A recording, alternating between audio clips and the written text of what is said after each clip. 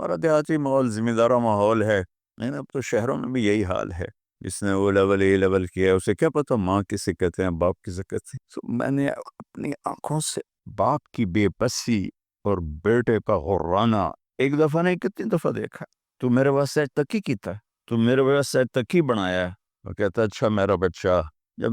جوان اسو آپ پہ سمجھ جسو، جبریل انسانی شکل میں آئے کہ یا رسول اللہ کچھ سوال کی قیامت کب آئے گی؟ کہ اللہ کو پتہ ہے۔ کہ کوئی نشانی؟ فرمایا جب دیکھو کہ بیٹیاں بھی ماؤں کو نوکر کی طرح دھتکار رہی ہوں تو سمجھنا قیامت آنے والی ہے۔ کچھ عرصہ پہلے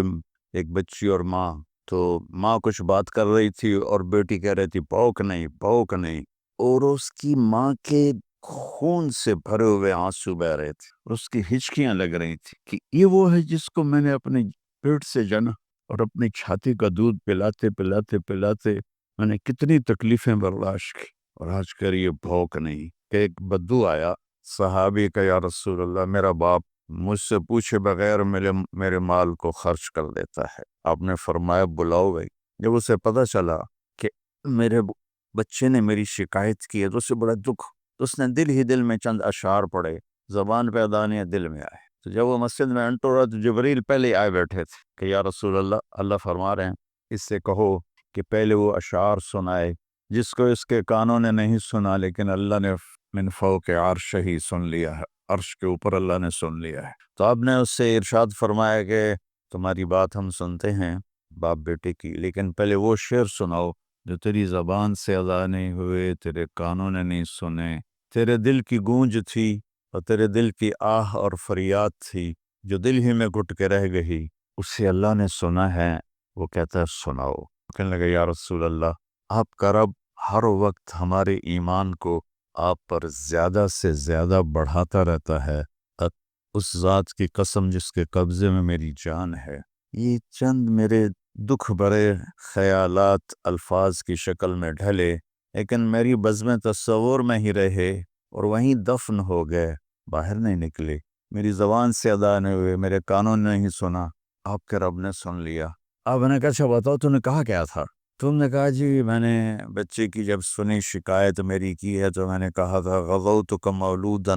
وعلتک یافعا تعل بما اجنی علیک وتنہل وَإِذَا ذَاقَتْكَ بِالسُّقْمِ لَيْلَةً لَمْ أَبِتْ لِلسُّقْمِكَ إِلَّا سَاهِرًا أَتَمَلْمَلُ كَأَنِّي أَنَا الْمَتْرُوكُ دُونَكَ بِالَّذِي تُرِكْتَ بِهِ دُونِي وَعِنِي يَتَحْمَلُ تَخَافُ الرَّضَى نَفْسِي عَلَيْكَ وَإِنَّهَا لتعلم أن الموت وقت مؤجل فلما بلغت السن والغاية التي إليها مدى ما فيك كنت أؤمل جعلت جزائي غلظة وفظاظة كأنك أنت المنعم المتفضل فليتك إن لم ترع حق أبوتي فعلت كما الجار المجاور يفعل فأوليتني حق الجوار لم تكن علي بمال دون مالك تبخل۔ میں بھی ترجمہ کرتا ہوں اس کا۔ میرے نبی پر کیا اثر ہوا کہ آپ کے ٹپ ٹپ آنسو گر رہے تھے اور آپ کی داڑھی آپ کے آنسوں سے تر ہو رہی تھی۔ یہ اتنا فصیح کلام ہے کہ عربوں کو بھی پسینہ آ جائے گا ترجمہ کرنے کے لیے، تو میں تو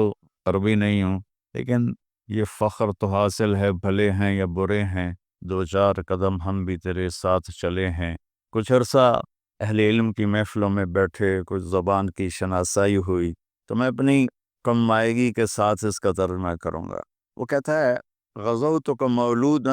وعلتک یافعا تعل بما اجنی علیک وتنہل، میرے بیٹے جس دن تو پیدا ہوا ہم نے اپنے لیے جینا چھوڑ دیا، ہوئے ہوئے ہوئے ہم تیرے لیے جیے۔ تیری ماں تجھے دودھ پلاتی تھی، میں تیرے لیے روٹی کے نوالے لاتا تھا، میری ساری کمائی پہلی اور آخری سب تیرے اوپر لگتی تھی، تجھے خوش دیکھتے تھے تو خوش ہوتے تھے، تجھے روتا دیکھتے تھے تو ہم روتے تھے۔ وَإِذَا ذَاقَتْكَ بِالسُّقْمِ لَيْلَةً لَمْ أَدْلِ سُقْمَكَ إِلَّا سَاهِرًا أَتَمَلْمَلُ، جب تو کبھی بیمار ہو جاتا تھا تو تیرے سرانے بیٹھ کر ہم ساری رات روتے تھے اور دعائیں کرتے تھے،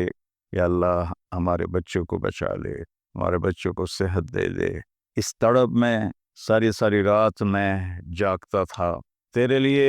میں نے اپنا سب کچھ لگا دیا، اپنے لیے جینا چھوڑ دیا، اپنی خواہشات کو دبایا، تیری ہر خواہش کو پورا کیا، تجھے مسکرانے کے لیے، تجھے ہنسانے کے لیے میں دھکے دوڑے کھاتا رہا، کبھی گرمی لو کی جھلسا دینے والی ریت اور کبھی سردی کے سرد ہوا کے تھپیڑے، لیکن میں ان دونوں سے گزرتا ہوا تجھے پالنے کی خاطر اپنے آپ کو کھپاتا رہا۔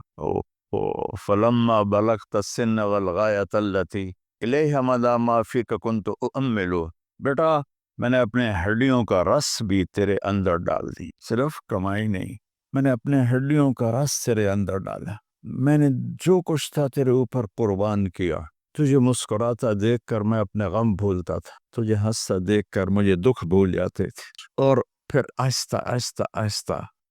میری ہڈیوں کا گودا، میری کمائی تیرے اندر گئی، اور تو ایک خوبصورت درخت کی طرح بڑھتا چلا گیا، بڑھتا چلا گیا، بڑھتا چلا گیا، بڑھتا چلا گیا، اور میری بڑھاپے نے کمر جھکا دی اور میں جھکتا چلا گیا، جھکتا چلا گیا۔ میرا خیال تھا کہ جیسے میں اس کی انگلی پکڑ کے چلتا تھا، اب میری باری ہے، یہ میری انگلی پکڑ کے چلے گا، جیسے میں اسے سینے سے لگاتا تھا، پیار کرتا تھا، جھولے جھلاتا تھا، باغ میں لے جاتا تھا۔ یہ ساری اس کی تعبیرات کے اندر داخل ہے، الفاظ میں نہیں ہے۔ تو مجھے خیال آتا تھا جب میں بوڑھا ہو جاؤں گا نا تو میرا بیٹا بھی مجھے ایسے ہی لے کے پھرے گا، میرا بیٹا بھی میری سنے گا۔ یہ 100 دفعہ پوچھتا تھا یہ کیا ہے، اور میں ہر دفعہ جواب دیتا تھا یہ ہے۔ تو اب میں بوڑھاپے میں اس سے بات کروں گا، یہ میری بات سنے گا، میں اس کو نوالے کھلاتا تھا، یہ مجھے روٹی کھلائے گا، میں اس کا انگلی پکڑ کے چلتا تھا، یہ میرا ہاتھ پکڑ کے چلے گا۔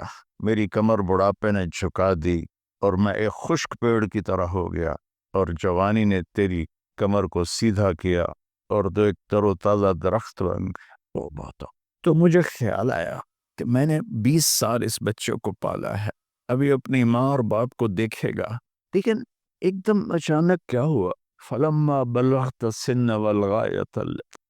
الیہ مدى ما فیک کنت اؤمل، جب تو اس عمر کو پہنچا جس میں ہماری امیدیں تیرے ساتھ لگ گئیں،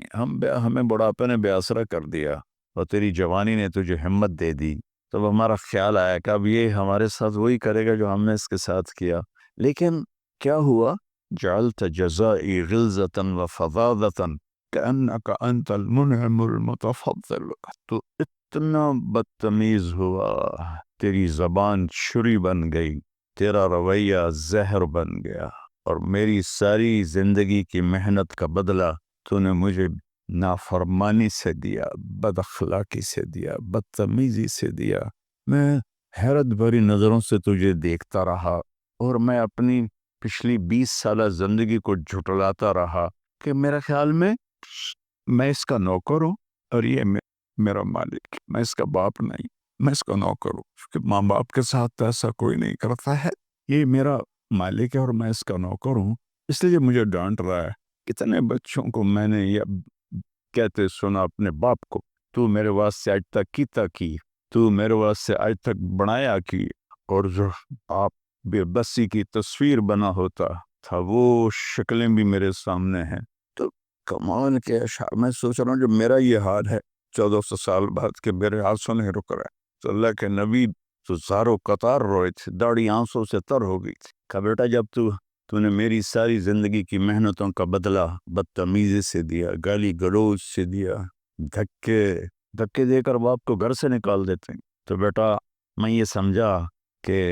تو نے ایک خواب دیکھا تھا، تو نے ایک خواب دیکھا تھا کہ تو باپ ہے اور یہ بیٹا ہے، اصل حقیقت یہ ہے کہ یہ مالک ہے اور میں نوکر ہوں۔ پھر آگے کہتا فلیتک ان لم ترى حق ابوتی فعلت كما الجار المجاور يفعل، اچھا چلو بیٹا تو نے مجھے باپ تو نہ سمجھا، چلو ایک پڑوسی سمجھ لو، عرب میں پڑوسی کا بہت خیال کیا جاتا تھا، اور یہ عرب کی شان تھی کہ اپنے پڑوسی کو وہ عزت دیتے تھے جو اپنے گھر میں ایک دوسرے کو عزت دیتے تھے۔ تو اس نے پھر اس کی طرف اشارہ کیا کہ اگر میں تیرا باپ نہیں ہوں، تیرے رویوں کو دیکھ کر تو یہی لگتا ہے کہ میں تیرا نوکر ہوں، تو میرا مالک ہے، تو چلو اتنا تو کر لے جتنا ایک پڑوسی کے ساتھ کرتا ہے۔ فَأَوْلَيْتَنِي حَقَّ الْجِوَارِ وَلَمْ تَكُنْ عَلِيَّ بِمَالٍ دُونَ مَالِكَ تَبْخَلُ، تو پڑوسی پر تو عرب خرچ کرتے ہیں، تو بھی تھوڑا سا میرے اوپر خرچ کر دیتا اور تو بخیل نہ بنتا، اور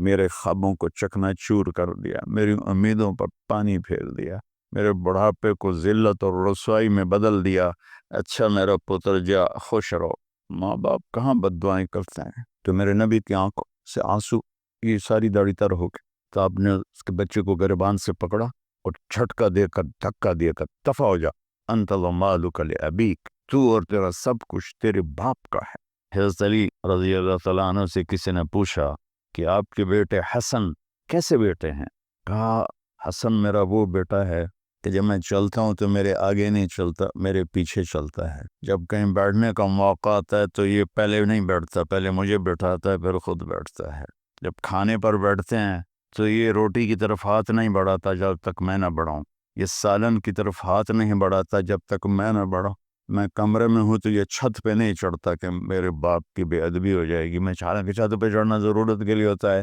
لیکن قربان جائیں اہل بیت کے ایسے ہی اخلاق ہوتے ہیں، آل رسول ایسے ہی ہوتے۔ میرے عزیزوں نوجوانوں سے کہہ رہا ہوں جن کے والدین زندہ ہیں، ہم تو محروم ہو گئے، وہ قبروں میں چلے گئے، لیکن میں اتنا مصروف رہتا ہوں۔ اب یہ کرونا کی وجہ سے گھر میں بیٹھے ہوئے ہیں، میری زندگی ایسے پہیے کی طرح گھومی ہے، اور پھر دل کی تکلیف، پھر اس کے ساتھ سر کا درد شدید۔ اس کے باوجود میں روزانہ 10 نفل اپنے باپ کے لیے پڑھتا ہوں، 10 نفل اپنی ماں کے لیے پڑھتا ہوں، اور 4 نفل اپنے خالہ کے لیے پڑھتا ہوں، کہ ساری زندگی